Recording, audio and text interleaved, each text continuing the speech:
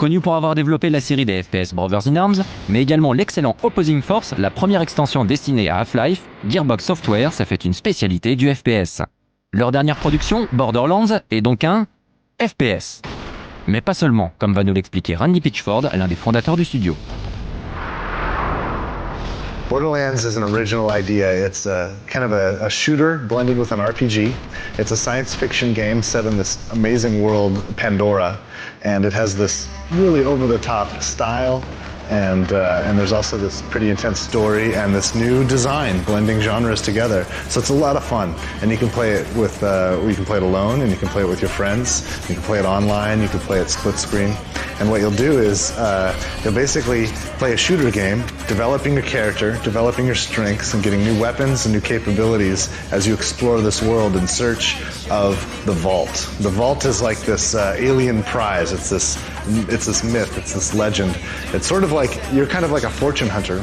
So if you're sort of like you're kind of like a mix between Indiana Jones and Mad Max. And if you're like Indiana Jones, the Vault is like your lost ark. Un Indiana Jones qui aurait 1 million de fois différent. L'une des particularités de ce jeu mi-FPS, mi-RPG étant de proposer une quantité infinie d'armes. We originally imagined the game to be this really over-the-top experience, and we start, of course, by creating all this concept art and developing the game. And one of the things about Borderlands is about getting more powerful, about growing. And when we play a lot of shooters, the character at the end of the game is the same as the character at the beginning of the game. And typically the capabilities of the character are defined by the weapons that the character has. And in a typical shooter, there's maybe 15 or 20 different weapons that you can, there's like one pistol and one shotgun. And so we wanted to make a game where your character at the end of the game is very different, a lot more powerful than the character at the beginning. And we wanted the tool, the most important tools of that power, the weapons, to be very robust. We wanted lots of options. We wanted every gun we have ever loved from all the other games we've ever played, and then a whole lot more that that no one's ever thought of before.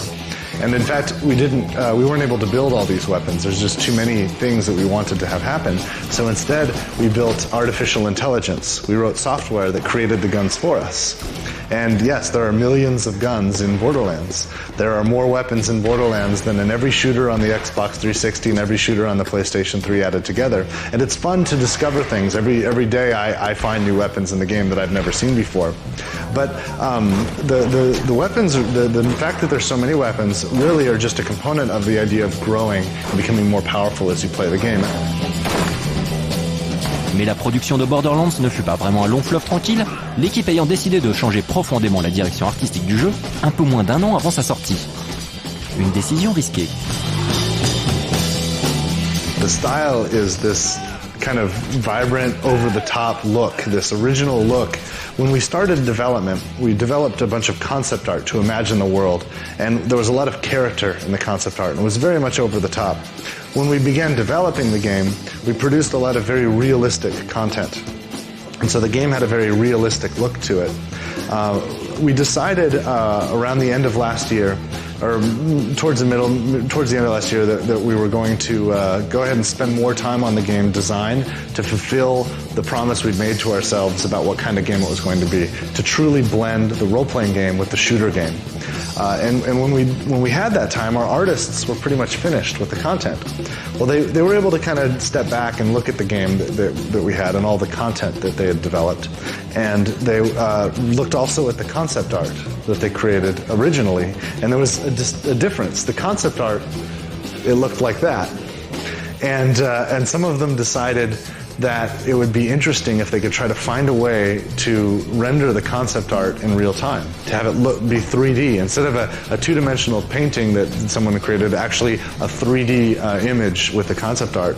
And so a handful of guys kind of went on their own and developed a prototype to prove this out. And when we saw it, it was amazing. And it had so much character and so much life, and it looked different than anything else that we had seen. And I think that was important because a lot of games started to look the same. I don't know if you've ever seen like a concept car, like when they imagine what a car could look like. When I go to the Champs-Élysées and I go to like the Renault showroom and they'll have these amazing ideas. They built them. We never get to drive them. Something between the concept and reality, they change. They don't actually build, and they're awesome. The concepts are always amazing, but there's something that changes by the time they actually build the things. And our artists were very fortunate. They were able to look back at their concept and take the time to actually let's have the concept. Let's have that cool, over the top, crazy thing that we never actually get. Let's actually get that. And that's what we've done with Borderlands, with the style. Voilà, vous savez maintenant pourquoi Borderlands possède ce look cel-shaded, permettant au jeu de bénéficier d'une ambiance unique entre le comic book SF et le western post-apocalyptique. Et pour savoir si l'équipe de Gearbox a finalement réussi son pari, il suffit de patienter encore un peu, la critique du jeu étant diffusée un peu plus tard dans ce classé 18+.